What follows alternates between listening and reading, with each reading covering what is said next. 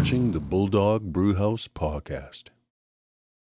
Happy holidays, everybody. It's Steve Grover. It's December 6th, 2025. I'm here in beautiful Banff, Alberta. Obviously, a lot of people know about, Banff, how beautiful it is here, the skiing, the hiking. But, I don't know if everyone knows there's a huge art scene here in Banff. And I'm here at the Canada House Gallery. I'm here with Amber Fougere. And Amber, how are you doing? I'm good. How are you? Good. Thank you for being on the Bulldog Brewhouse Podcast. Obviously, this is going to be our last episode before the end of the year, and happy holidays to you. Happy holidays to you too. I'm excited to be the finale for the year. Okay. 2025 was a long year for us, and hopefully it was a very successful year for you in here at the gallery. But tell me a little bit about yourself. Are you originally from Banff? I'm originally from Vancouver. Okay. And I moved to Banff 30 years ago. Okay. And what brought you to Banff of all the cities in the world? A summer job. Okay. Yes. Well, it was an ad in the Vancouver Sun that said summer in the Rockies. Okay. And where was that summer job? It was in Jasper. Okay. Mm-hmm. Okay. Yeah, I'm gonna let you know. Like, I grew up in Calgary. Obviously, you know our family for quite some time. My sister's a lawyer just above here on the second floor, Lisa. We've worked with her. But I'm not a big fan of Jasper. I don't know if you know about that. I prefer like Banff and Lake Louise. But how was your summer job in Jasper when you came out here from Vancouver? It was great. It was remote. It was small, and it was a really great launching pad for me. It was my first time away from home, and it was a really great experience. And it ultimately led me to Lake Louise and then to Banff. Okay. And then what was the attraction to come to Banff? And obviously you haven't turned back and went back to BC, obviously.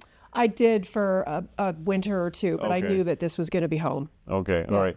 And so, like, obviously everybody knows how great Banff is. I mean, I spent my winters here growing up. Obviously, I spent Saturdays and Sundays at Mount Norquay.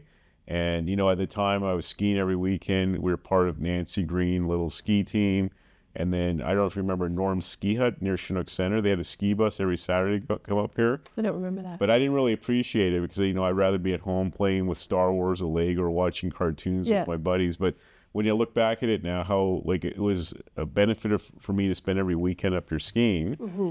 And, obviously the attraction of Banff, I mean, you have tourists here all the time. All the time. And all from America, Asia. And then I would say America first, and then Europe, and then Asia. Okay. But Canada would be number one. Okay, obviously. Yeah. And what has been the attraction of you staying here in Banff for over 30 years now? Lifestyle.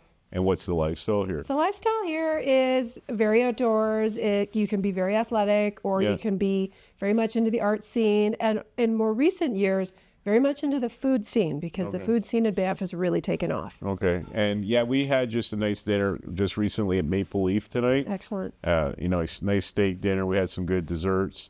Obviously, they have a lot of good restaurants here. But the art scene, a lot of people don't know about it here in Banff because obviously they come from the mountains, they come out for the day, get a cup of coffee, walk around with their family, or go skiing or go hiking in the summertime. But what has happened in Banff the last, 10 or 20 years with the art scene here in Banff? Well, I would say a lot of people who come up to Banff who don't know about it don't get off Banff Avenue. Okay. And once you get into Bear Street, which is where we're located, then you start to realize that there is a bit more of an artistic scene. It's very well represented here, especially on this street. We have 4 different galleries on Bear Street alone, and then we have the world-renowned White Museum, which is only just a block away from us on Link Street. Okay, so where exactly, like right now we're at Canada House Gallery. I know where it is. I've been here several times. I remember growing up and I thought this is a very expensive gallery to buy art. And I ended up buying a lot of pieces for my office or my house. You have a great collection. Thanks. And thanks for your help, too. It's a pleasure. But where are you actually located on Banff? We are located at the corner of Bear and Caribou at 201 Bear Street. So we're not on Banff Avenue. Yeah. We're 1 block west. Okay. But obviously with Bear Street, they've done a lot of construction. They've made more like an Austrian theme, kind of. It's like a pedestrian walkway, isn't it? That's right. Yeah. They worked on that during COVID. Okay. They made those changes in 2020 and 2021, and they were actually planned before COVID happened, and there was a question about whether they were going to move forward with it at that time, given the shutdown, but they decided to move forward with it, and it was the right decision. Yeah. I think it's really nice how they open up Bear Street, and actually when I walk down there, I've skied in Austria growing up in my summers, and I feel like I'm in Austria a little bit, or Switzerland. It's a nice feel. Yeah, and then obviously you're right across from Banff Park Lodge. That place has been here forever. Yeah, since I it's know a it. landmark. Yeah, but obviously, tell us a little about Canada House Gallery. I know there's been a change in ownership recently. So how did this gallery come about years ago? We originally opened in 1974. Okay. So last year we celebrated our 50th anniversary, which is unheard of for an art gallery in a tourist town. So we're very proud of that. It was originally started by the McCaffreys, Peter and Marika McCaffrey. And the intent was to showcase artwork, handicrafts, handmade items from Canada only. At the time, in the early 70s, you couldn't find anything in Banff that was made in Canada. It was all made overseas. Okay. So their intent was to open something where they could proudly say everything is made in Canada. Okay. And it has been that to this day. Okay. So obviously they started in 1974. And what has been like, a lot of businesses come and go. And, even when I was like 12 years old, I think, why is there an art gallery here in Banff? Like everyone's here for skiing or appraised skiing, hanging out and having beer. What has been the success, longevity of this art gallery here in Banff? I would say relationships. Yeah. You and I have worked together for quite a few years, and that has been the basis of the business for many, many years. We meet people from around the world, but the bulk of what we do stays in Canada. It stays quite regional, and having that local following and that local relationship is key to this business. Okay. All right. And obviously you've been in the same location since 1974? That's correct. We've had a few other locations or spin-offs of Canada House. We had Marika's, which was contemporary art, fine jewelry, and they closed in 1997. We had a second location at the Fairmont. We only had that for about 18 months and decided having one location downtown was better. And we also had Art of the Wild, which was over on Banff Avenue, but that closed in the 90s. Okay. Now, interesting to note about Canada House, we have expanded quite a bit over the years. Our original footprint was only just the front of the gallery, and then this part used to be A&W. Oh, okay. And we took over A&W in 94, and then ultimately the rest of the whole block in 2016. Okay. So I'm thinking like the mid to late 90s. I was probably in the U.S. going to study, so I don't remember A&W here. But I do remember you guys being here, and with the art scene here in Banff, you have a lot of local artists and also some from BC and Ontario, correct? That's correct. We have artists from all across the country. Okay, so their idea was to put an art gallery here, sell pieces to tourists here in Banff, and then promote Canadian artists too. Correct. Okay. Yeah. Now, has there been a Canadian artist that's been a long-term sort of part of this gallery selling art here? We've had quite a few artists that have been with us for 30 to 40 years. Okay. Some almost since we have been open. So it's been wonderful to see them throughout all their entire career. Okay. And then obviously, you not only do you have paintings here, but you also have statues. And obviously, if someone is looking for a piece of art, Canadiana art to have for their house or start a collection, how would you recommend someone start with an art collection? Because it's pretty hard, like a small painting or a statue or. I think there's a few factors to consider when you're starting a collection. A lot of people don't start with the idea of starting a collection. They just start, and they start with something that really sings to them, makes their heart happy. Okay. Art should have that reaction when you look at it, when you buy it. It should make you happy. So when it comes to starting a collection, it's about things that speak to you, that you know you'll love forever. Okay. And obviously, I was born and raised in Canada. I went to school in the U.S. Post-secondary. But when you think of Canada, you think of hockey, snow. Yeah. But you don't really think of art. Like, we've got musicians that, are pretty famous from Canada. But the art, there is a big art scene here in Canada pretty much, isn't there? There certainly is. And it isn't just contemporary artists like what you see looking around. It's also Indigenous art. Okay. And that has a very strong presence in international art scene as well. There's some art forms that they do that you don't find anywhere else in the world, and they are collected. Okay. So when you think of Canadian art, opposed to like something from France or Italy, What kind of, like, do you think of, like, scenic scenes or animals? What's a typical Canadian artist base their art on, or is it just the preference of the artist pretty much? I would say it's the preference of the artist, because we do have a number of artists here who are greatly inspired by the Group of Seven, an iconic Canadian group of painters that have really formed landscape painting in this country today. But I also feel that there are some artists that we represent that are very European old school technique. So it could be a little bit of both. Okay. Of course, wildlife absolutely is an iconic staple of Canadian art. And so when I look around here, I've been here many times, and we see a lot of wildlife here, you know, bears. We got some bears behind us, polar bears, a lot of statues, stuff like that. So is that pretty much a focus of what people are looking at when they come to look at art here in Banff, pretty much, for pieces? That tends to be what we represent the most of. Okay. In the past, we have taken on artists that are far more contemporary or abstract, or have done subjects that we haven't carried before, and we haven't excelled at them as well. Okay. So although those other art forms are very important in the Canadian art scene, it doesn't necessarily work here in Banff. Okay, all right. And obviously you're in a good location on Bear Street. You have people come in from all different countries. And you mentioned a lot of Canadian tourists come in here. Yes. Obviously, I'm from Calgary. I'm a tourist here when I'm here in Banff. But obviously, you know, you get other Canadians from Toronto, Montreal that come in.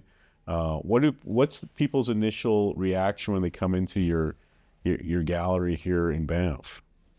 Like, It's usually quite positive. Yeah. Most people find something that they enjoy because we carry so many different artists. Yeah. We carry 80 different artists from across the country and a huge variety of styles and price points as well. Yeah. That there's usually something here for everybody. Okay, and like, if you bring someone from, like, you know, the U.S. across the border, comes to Banff, like, I mean, I go to the U.S. a lot for business.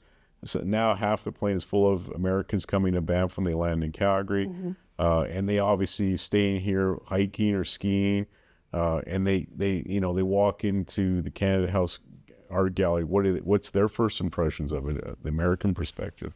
Is there any difference at all, or are they just looking for the wildlife, kind of? I think they're looking for something different that they can't find at home. Yeah. And I think for a lot of American collectors, there's a big difference in price.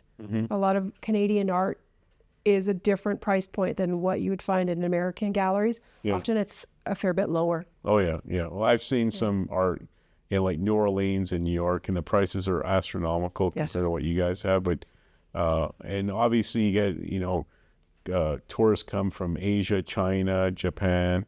You get a lot of them coming into here also.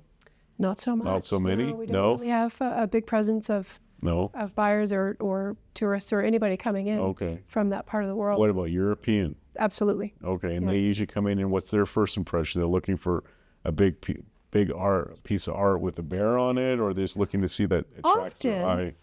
But it depends on where they're from. Interesting to point out that German tourists are very interested in Indigenous culture and Indigenous art. So that would be the style that they would be looking for. Okay, all right. And then, like, has there been a certain factor that's happened? Like, as Banff has grown, like, when I've come here early in my lifetime, I think Banff has really taken off as a tourist location worldwide. Wouldn't you agree with that? I would agree, absolutely. And there was an article that came out a couple months ago on yahoo.ca. I don't know if you saw that, where Banff was the #1 tourist location, past Paris, Venice, Italy, as a very hot space to go. I did hear about that. Yeah. And what has your impression of not only working here but living here? What are the changes good, or like, have they been reflective looking back how many years you've been here?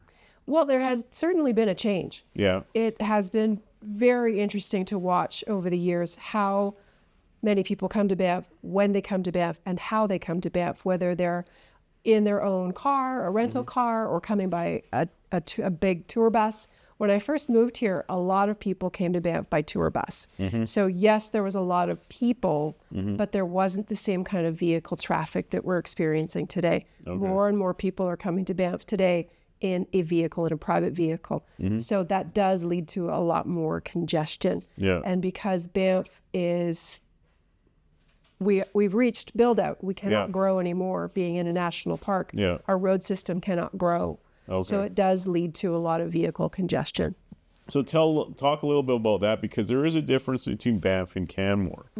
The biggest difference is Banff is actually located in a national park, and Banff National Park is it was the first national park ever found in the Confederation of Canada. Is that correct? Correct. Yeah. You're the But first living nation. in Banff opposed to Canmore, what's the big difference? Just it's located in federal property? It is located in federal property. Yeah. There's a few major differences. Yeah. You cannot own a home in Banff without proving your need to reside. It's called a need to reside clause. Okay. So I own my own home. But when I bought it, I have to sign a statutory declaration stating that I work here, and I have to prove that I work here. So that does keep people from buying second homes, vacation homes, third homes here. You can buy a home here Yeah. and not live here, but you'd have to rent it out to somebody who meets those requirements. Okay. And the other big difference is that Banff has reached build out, as mentioned.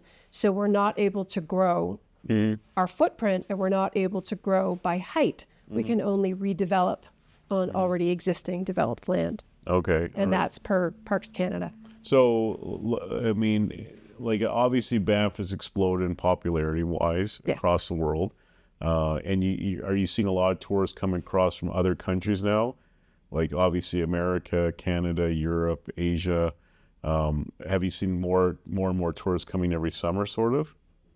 Summer is our number one time of the year when we get Yeah. the majority of people, and we are noticing more from Central America as well. Yeah. We're starting to see more people from Mexico and south of Mexico.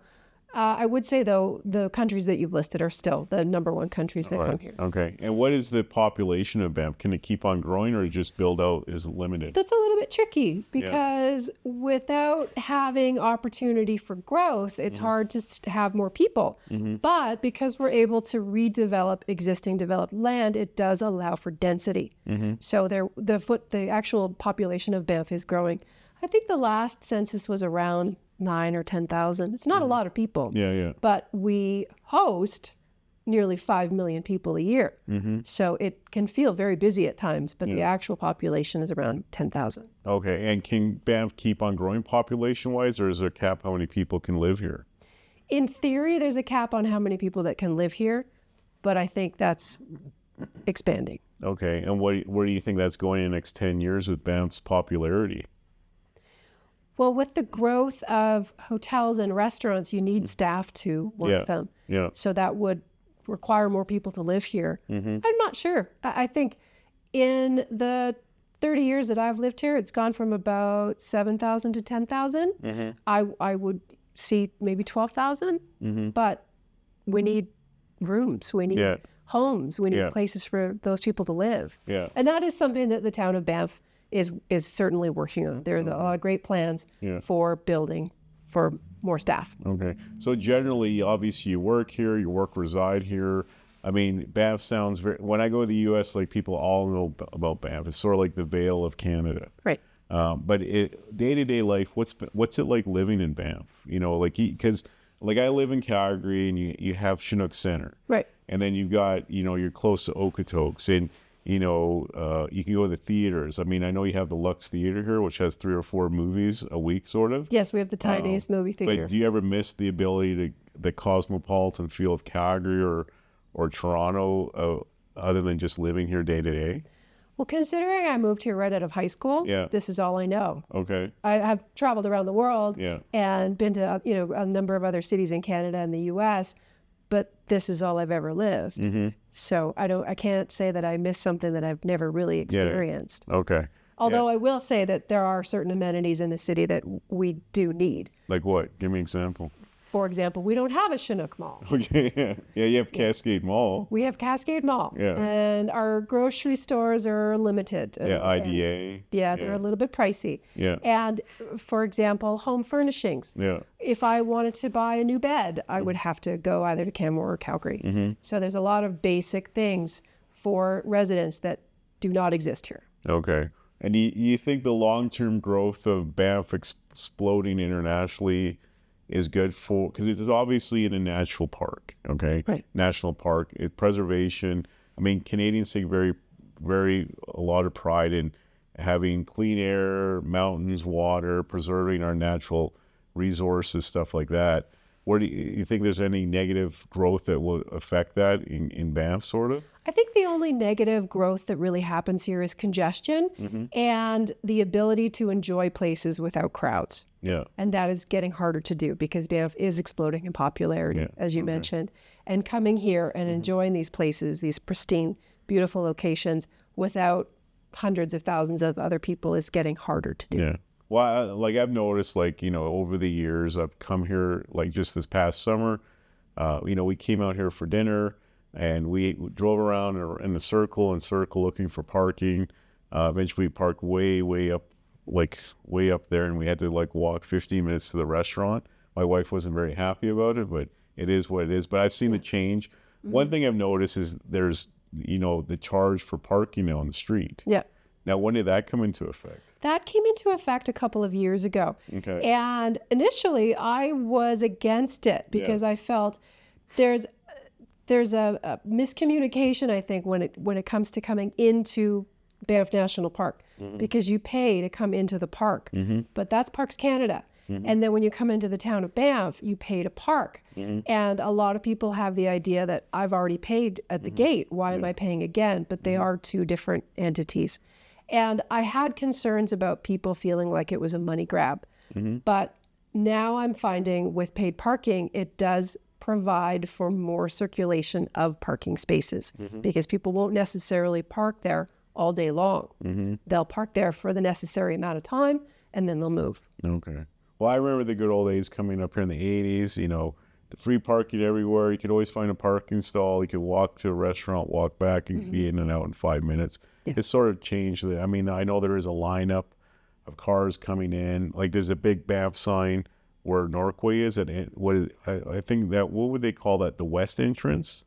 Yes. Because there's two entrances to Banff. Now that sign has just been relocated. Okay, where is it now? It is now at the train station. Okay. And it has been permanently moved. Okay. And what's the big popularity of that sign? Because I see people, when I drive in that way, people are lined up to take photos and stand all over. It's iconic. Yeah. And you find that in a lot of cities that you visit around the world, whether it's Vancouver or Tokyo or New York. There tends to be a very large growing trend of the city letters to take your photo in front of it. Okay. So I know just through knowing you and coming to there's been some Christmas parties here with the old owners. Now you have a new owner, and I think they're out of the East Coast, I think? Yes. So touching on what we were talking about earlier about the ownership, the gallery was originally opened by Peter and Marika McCaffrey, but they sold it to her daughter, Barb, and her husband, Eric, in 2000. So they owned it for the next 18 years, and they really brought it to what it is today. So a lot has to be said about the work that Barb and Eric Pelham did. So since 2000, you've seen a big explosion with Canada House Gallery. Yes. And what did they do to make it so successful? They took it from being a smaller gallery into a far more contemporary, far more reaching as far as the Canadian artists that we represent, and they elevated it. They took it from having more gift items to being far more curated and elevated art. Okay, all right. And obviously, the popularity of Canadian artists is all over the world. I travel to Europe and Asia, and people talk about it. But there's a lot of local artists that you sort of highlight. And that's correct. Yeah. So does your gallery support local artists? As much as possible. Yeah, we do. We have a number of artists that are here in Banff or Canmore or Bragg Creek or Calgary or Invermere, Golden. Yeah. We have a number of artists that are local. So have you seen more artists moving into the Canmore Banff area just to, set their foundation and sort of have their little place to paint art or do sculptures? That is a tricky move because if an artist is moving here for those things, for inspiration, they already have to be established because quite frankly, it's an expensive place to live. Yeah. So you wouldn't be moving here to start as an artist without essentially a day job. Okay. All right. So working at a restaurant or a hotel and stuff like that. Or an art gallery. Art gallery. Okay. We do have a couple of artists that we have worked with that have worked here in the gallery that are now represented here. Okay. And obviously, when you think of Canadian art in general, what's your, like, to my viewers, what's, like, we all know, like, okay, there's the Louvre in Paris, and, you know, you think of the Mona Lisa and all that stuff and lineups. But generally, like, what is the art scene in Canada, especially in Banff, focused on pretty much? What, you know, when you want to give that perception of Banff and the art scene, contemporary, a lot of wildlife art? I would say contemporary landscape, wildlife, and sculpture. Okay, all right. And obviously, you know, you've been here for a long time. Where do you think the gallery's going to go in the next 5 years, sort of popularity-wise or growth-wise? Well, we are excited about what's happening outside our front door because, as you had mentioned earlier with the redesign of Bear Street, the same thing is happening in front of us on Caribou Street. Okay. And that is underway now. There is construction outside on Caribou Street, and we are gaining a whole plaza outside of our front door up here on this corner. And we're looking forward to hopefully having some public art out there because we'll be gaining a fair bit of space. So excited to see what happens outside. Okay. All right. Yeah. So and then Banff, where do you think it's going to go in the next 5 years? It keep on exploding popularity, or is the government going to try and retract it a little bit? Well, that's more of a question for Parks Canada and also for the provincial and federal government as far as will they put through a commuter rail? There's a big push for a commuter passenger train. Okay. And if that goes through, the intent is to have it up and running by 2030. So in the next 5 years. Okay. That will be very interesting to see what that does for Banff. Will it mean more people, less cars? Possibly. Yeah. Okay. So I've read some articles. When you talk about the commuter train, is that the one between Calgary and Banff they're talking about? Yes. And yeah, we'll go to the airport as well. And so what's the idea? Because I know right now you fly into YYC Calgary. I know when I've got my car, I go pick up my car in the parking lot and go home. But I see a lot of airporter shuttle buses going between the airport and coming to Banff, or the big Greyhound buses going. What's the whole idea of this new train coming to Banff? Well, the train would connect the airport to downtown to the Bow Valley. Okay.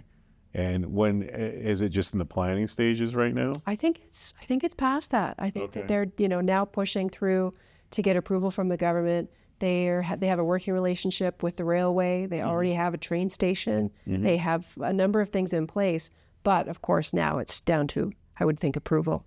Okay, so that train would leave from the airport and go through Calgary or straight to Banff? It would go through Calgary. It would go through downtown. And then go to Banff? Yeah, it would stop in Canmore. I believe Cochrane, possibly, but I'm not familiar with the stops. So it wouldn't go straight into Banff? No, there'd be stops. Okay, all right. So then say this train gets up and running, you can get to Canmore, and then would you just take the bus? Because I know there's a bus system between Canmore. Yeah, there is, but the train would still come to Banff. Ultimately, this would be the terminus. Okay, all right. Yeah. And what do you think of that? Like that could explode the whole tourist idea of Banff. A lot of people would say we don't need more tourists. Yeah. But I feel that if they're coming, it would be better if they came by rail rather than cars. But on the flip side of that, more train activity could potentially mean more wildlife mortality because it's not fenced. Yeah. Okay. So it's a catch-22. But more tourists to Banff would be more tourists coming here to looking for art, buying art, and taking art home, either in Toronto or worldwide. Right. Yeah. Banff's a pretty busy place. Yeah. I think a lot of people would say that we don't necessarily need more tourists, that we just need perhaps different infrastructure. Okay. And what kind of, like, obviously the railway station infrastructure, what would you be looking at? Like, what would you recommend? Is it hard to say? It's hard to say. Yeah, okay. Yeah. All right. Well, okay. Yeah. I mean, I know there's so many streets in Banff. Yeah. And that won't change. Yeah, it won't change. They won't grow. Yeah. We won't grow.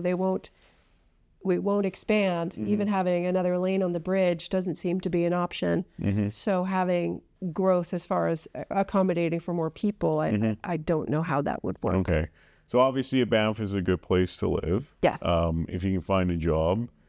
I think finding a job is fairly easy. Yeah. It's more difficult to find a place to live. Yeah. And so how is the government going to deal with that? The town of Banff has a lot of current initiatives to build more housing for staff, whether it's staff accom or if it's units that people can buy, whether it's at market value or below market value if it's subsidized. But there are, I believe, about 400 units being built in the next 3 to 5 years. Okay. All right. And so we all went through COVID, and I came to COVID, I think it was in like 2020 and 2021 to Banff, and it's sort of like a ghost town. Yes, it was. And I know they changed the town where they closed down Banff Avenue to open up to pedestrian traffic. Yes. What was it like living in Banff during COVID? It was bizarre. It was very, very quiet. I know the whole world was quiet, but 80% of the people that live here are in service industry jobs, whether it's hotel, restaurant, ski hill, and they were all out of work. And we had a large loss of employees that left, whether they went back to Ontario or the UK or Australia, because they no longer had a job. So many people did go home. So we had a bit of mass exodus of people, and it was very, very quiet. And have you seen those people come back to Banff since the COVID has changed? I would say that, yes, in the last probably 2 to 3 years. 2020 to 2022 is a slow growth back as far as staff, but since then it has returned. Okay. And obviously, how was the art scene during that 2 years of COVID shutdown? It was very interesting. I remember the day that we closed, I thought to myself, I'll have a job for 2 weeks. I'll tidy things up and that'll be it. But we found that people really shifted to buying online. And they also realized the big dream trip that I was going to take, I'm not taking. I'm going to invest that money in art. I remember the day I had a phone call from a client who was supposed to fly to Italy that day, and her trip had been canceled. And she decided that she was finally going to buy the bronze sculpture that she'd always wanted. So you're very happy. Well, it wasn't that we were very happy, I know, because a lot of people lost jobs, a lot of people lost their lives. But when it came to purchasing art, people had, if they didn't lose their job, they still had their income, but they weren't traveling. So there was opportunity. And there was also the concept, more and more people were spending more time in their homes. They wanted to make it more beautiful. And I think I bought a piece during COVID, and I came up here and we picked it up, and it was like pretty much dead, the whole town. It was, I remember. So it was kind of eerie. All the hotels were closed down, no tourists coming, restaurants. It was a pretty tough time for Banff. Everything was closed. It was hard. But obviously Banff has, reestablished itself, succeeded. There were a few businesses that didn't make it. But for the most part, I would say that it has bounced back. Okay.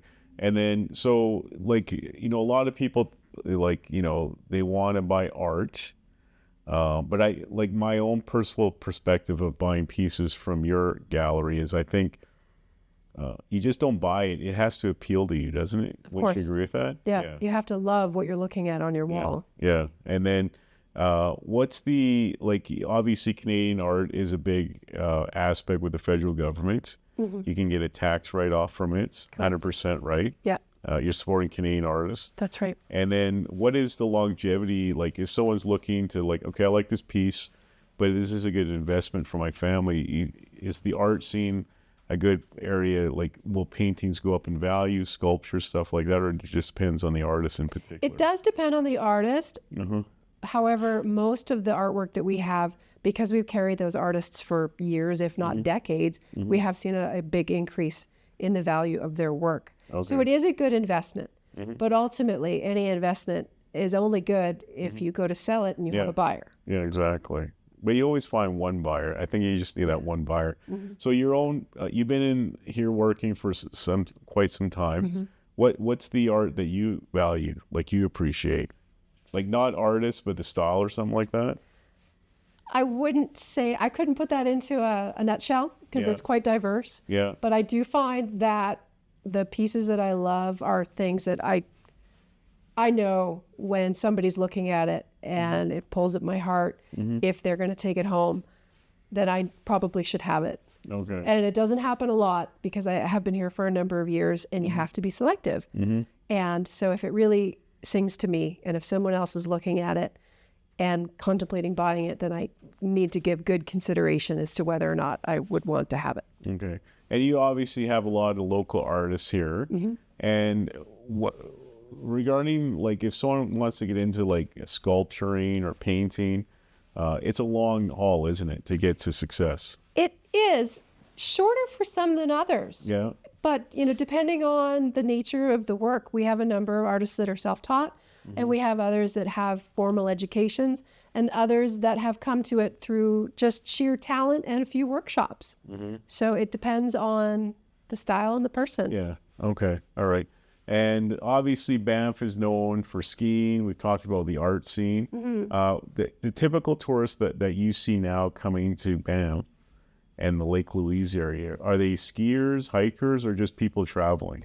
It's both. It's Yeah. all of them. And it's also a lot of people who are here for experience, to have some wonderful experience when they're here in the mountains, whether it's a yoga festival or a whiskey tasting or whitewater rafting or hiking or climbing. Yeah. There is more to it than just skiing. Although, skiing is a very big draw to this area, but the rest of the year it could be the film fest, for example, mountain culture. Yeah. Because I remember coming up here, my parents, it was pretty much mandated. Myself and the three sisters, we had to go skiing, Norquay. I wasn't a big fan of Norquay, honestly. I got sick of that place. My preference now is Sunshine. Because I like Sunshine. I know Lake Louise is massive. Yes. But I like going up the gondola. It feels like a European feel. They have the three mountains there. Yeah. There's a lot of terrain to cover. Yeah, there's a lot of terrain to cover. Are you a skier or snowboarder yourself? I am neither. I used to be a big downhill skier. Okay. I used to ski quite a bit, and Norquay was, I didn't go there a lot. I would say Lake Louise was always my favorite. But Norquay is good if you have a short amount of time. And sometimes they get the most snow on the random snowstorms, and everybody goes to Lake Louise and Sunshine. And people forget about Norquay. Sometimes they get hit. So Norquay is sort of like that little brother that everyone forgot about, hey? Yeah. Although they've been here for a very long time. And you can get some decent vertical in a short period of time at Norquay. Well, I know growing up there was the North American run, the Lone Pine run. Still there. Yeah. I know they've changed it's kind of like different. When I grew up, their base is kind of a little different now. Right. They built a beautiful lodge, and it has become very popular for weddings. Oh, okay. Yeah. And then what's your, you're not into the ski, area now, but what's your kind of breakaway from work? What do you like to do for recreational? In a nutshell, Ironman. Ironman? Yeah, I'm an Ironman. And that's the reason that I left downhill skiing, because the level of the risk for injury is just too high. And when you put that much time and effort into something, you don't want to have one ski crash ruin a whole year or 2 or 5. Okay, so I've seen Ironman on TV, and I think the people that do it are crazy. We're crazy. But what was the attraction to Ironman? I just wanted to try something different. I needed a bit of a lifestyle change. Yeah. A friend of mine was dabbling in Ironman, and I was very curious about it. I didn't go into it thinking I'm going to do an Ironman. I went into it thinking I want to try a triathlon. Okay. And then you obviously enjoyed it. So how many Ironman competitions have you done? 9. 9? And anything coming up this year or next year? Next year I have 2 half Ironmans. It'll be my 24th and 25th half Ironman. And where will those be? The first one is in Oliver in BC. Yeah. And the second one, the one that's the 25th, is the half Ironman World Championships in France. Okay. So obviously, Banff is, wouldn't you agree with me? I've seen it grow, and it's become very cultured. Wouldn't you agree with me? I would absolutely agree. There's been a big explosion of the art scene. When I came up here, it was skiing. We'd hang out at the Banff Springs Hotel. There wasn't very much of a selection of restaurants. I remember there was an Italian restaurant. I forget the name of it, but we used to go every Saturday. It's right on Banff Avenue, and I think it's where the Park Restaurant is now. Giorgio's, yeah. I like their pasta. Remember that place? I do, yeah. And that place shut down. What happened to that? That turned into Park. Okay. Yeah. So it just shut down one day and they changed it? No, it wasn't that it was shut down. It was that it was purchased. Okay. Yeah, and then it was turned into Park. Okay. Yes. A little secret for you, though. Yeah. Some of those dishes are now available across at Banff Park Lodge in their Italian restaurant. Oh, okay. Terrazza. Terrazza, okay. Yeah, we recently stayed there. My family, they renovated the Banff Park Lodge finally a little bit. Yes, they did. I mean, I stayed there 20 years ago, and it's like very 1980s room. And I thought opening the closet, I thought Michael J. Fox would jump out from Back in the Future for that movie. I do remember that. But actually, Yeah.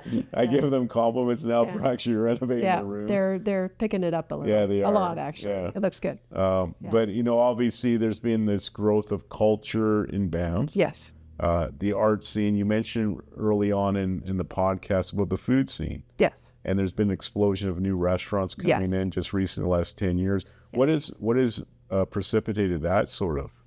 Just more tourists coming in and more selection of food now? Yes, but also there's a group that has really spearheaded that to bring on a number of new individual restaurants. And these are not chain restaurants. Yeah. These are individual to Banff. Yeah. And it has really turned the food scene into a destination. And some of these restaurants are listed on, top 25 locations in the world. Yeah. And then, obviously, you mentioned there's a film festival here at Banff. Yeah, that has been going for 50 years. This year was the 50th year. And that's at Banff Centre. And there's a lot to be said about the arts and culture scene at Banff Centre. And they've been here for longer than Canada House. Oh, really? Absolutely. The festival is 50 years old, and Banff Centre, I believe, is 90 years old. Okay. And obviously, so like Banff has exploded. Lake Louise has gone along with it, sort of. I mean, I think it's great that internationally everybody knows where Banff is. But you also have people like, I do like the old 80s and 90s where you could come here, you could just hang out and go home. But I guess with everything, there's always change all the time. There's always change, and the level of attraction to this area has exploded, but so has Calgary. Yeah. Well, when I moved here, Calgary was a much smaller city, Yeah. and it has doubled. Yeah. And that means that we're going to get double of the amount of people who are coming here for a day trip or a weekend, and that's just natural with growth. Yeah. And obviously, I grew up in Calgary, and when I was born, I think Calgary's population was like 250,000. It's closing to 2 million. Yeah. Obviously, we've got this massive airport that came in. That's helped with, the tourists coming to Banff. Wouldn't you agree with that? I would agree with that. Yeah, the infrastructure is there to support that. Okay. So the growth here in Banff has been good.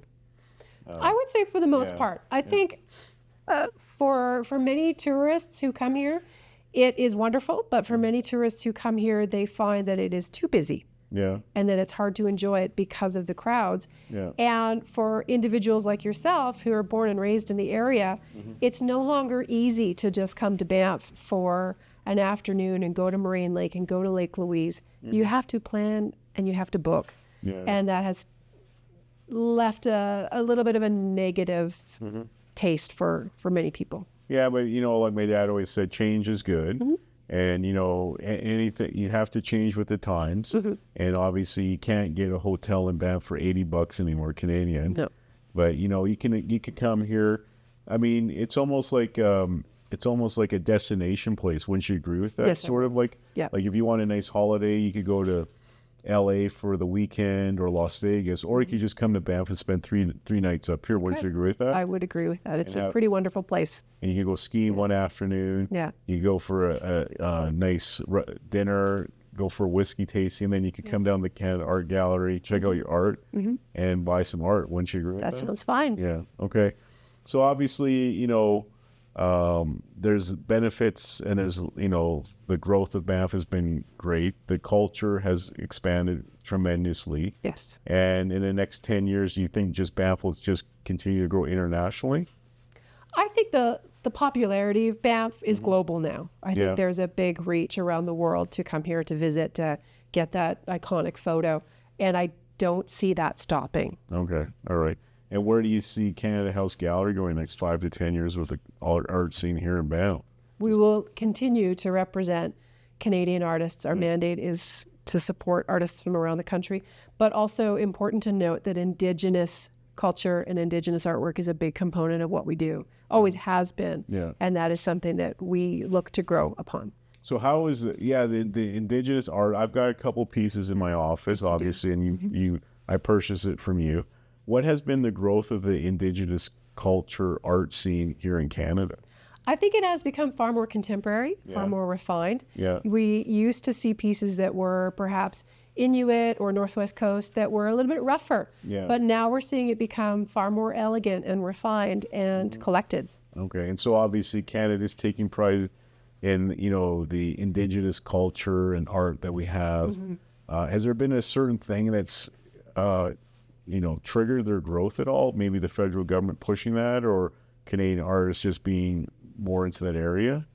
I think recognition, I think collectability, Yeah. and I think treating artists fairly and paying them for the work that they do Yeah. is a big driver for all of those things. Okay. So art is something that you can enjoy.